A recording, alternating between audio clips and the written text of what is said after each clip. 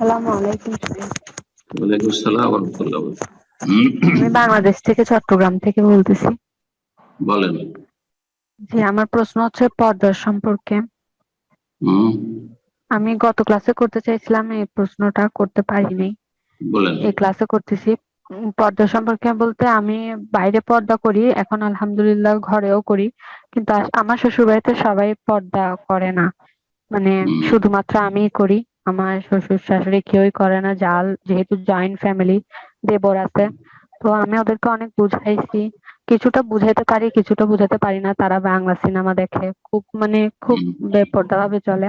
তো এখন জি, শায়েখ আমার জন্য, বলেন। মানে আমি ওদেরকে কিভাবে বুঝাইতে পারি একটু আমাকে বলবেন। আর কতটুকু পর্দা করতে পারি, মানে আমি তো মুখ ঢাকি, হাত মোজা পা মোজা পরি, কিন্তু আঙ্গুলগুলো দেখা যায়, তো এটা কি আমার পর্দাটা হবে? আসসালামু আলাইকুম জাজাকাল্লাহ। পর্দা মূলত চেহারার পর্দা। পর্দা মূলত চেহারা পর্দা, গোটা শরীরে তো পর্দা হইতেই হবে, মাথা থেকে পা পর্যন্ত। কিন্তু হাত আর পায়ের ক্ষেত্রে প্রয়োজনে পা খুলবে, কোনো অসুবিধা নেই। প্রয়োজন হলে হাত খুলে কাজ কাম করতে হচ্ছে। আর মোজা লাগিয়ে যদি আপনি সংসারের কাজ করেন, শ্বশুর বাড়িতে অথবা বাবার বাড়িতে হোক বা যেখানে বেগানা লোক হয়তো দেবর ভাসুর আছে, তো সেটা সম্ভব নয় অনেক সময়। সুতরাং হাতের ক্ষেত্রে ওই রকমের কঠোরতা নেই, যে যেরকম কঠোরতা খানিকটা আছে চেহারার ক্ষেত্রে, কারণ চেহারাতে আসল ফিতনা। তো চেহারা যথাসাধ্য ঢাকবেন। শ্বশুর বাড়িতে যখন কাজ করবেন তখন চেহারা মুখ ঢেকে কাজ করবেন। যখন দেখছেন যে দেবর ভাসুর আছে, যখন কেউ নেই তখন চেহারা খোলা রাখবেন।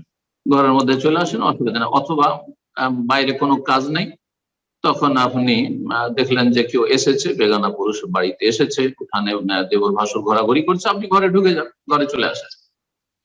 বাকি কথা হলো যে অন্যরা পর্দা করেন না, এর জন্য আপনার অত মাথা ব্যথার কোনো প্রয়োজন নেই। যথাসাধ্য চেষ্টা করবে তাদেরকে দাওয়াত দেওয়ার, হেদায়েত করার। একটু আগে একটা প্রশ্ন উত্তরে বললাম যে দাওয়াত দিচ্ছি কিন্তু আমাদের কথা শুনছেন, আরে শুনুক না শুনুক, আপনার কাজ আপনি করে দিলেন।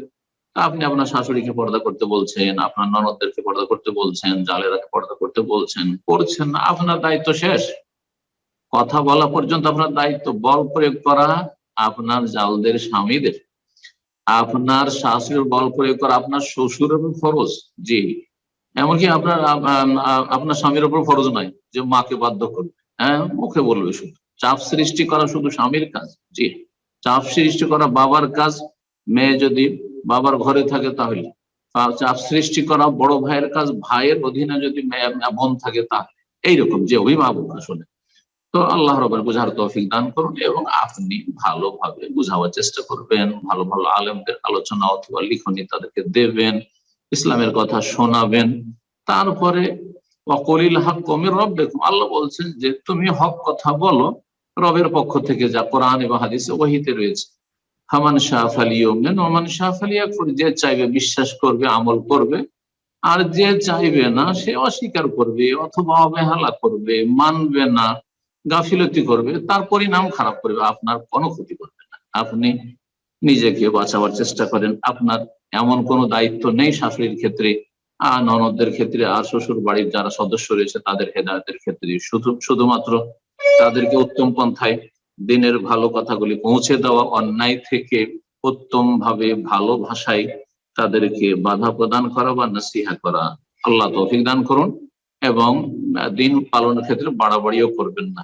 কাজ আছে জরুরি, আর আপনি হাত মোজা খুলবেন না। আর যার কারণে হয়তো শাশুড়ির সাথে ঝগড়া হবে, ননদের সাথে ঝগড়া হবে। কারণ আমাদের দেশে বুঝতে পারেন, যারা শ্বশুর শাশুড়ি আছে অনেক সময় জুলুম করে থাকে, বাড়াবাড়ি করে থাকে। তারপরে শ্বশুর বাড়িতে যারা ননদরা থাকে, তাদের পক্ষ থেকে জুলমের শিকার হয় নতুন বউ। যার ফলে এই ক্ষেত্রে মধ্যম পন্থা অবলম্বন করবেন, চরম পন্থা বর্জনীয়।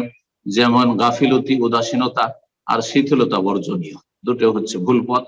আর মধ্যম পন্থা হচ্ছে ইসলাম। ফাত্তাকুল্লাহ মাস্তাতাতুম, যথাসাধ্য আল্লাহকে ভয় করো, আল্লাহ বলছেন। আল্লাহ তৌফিক দান করুন।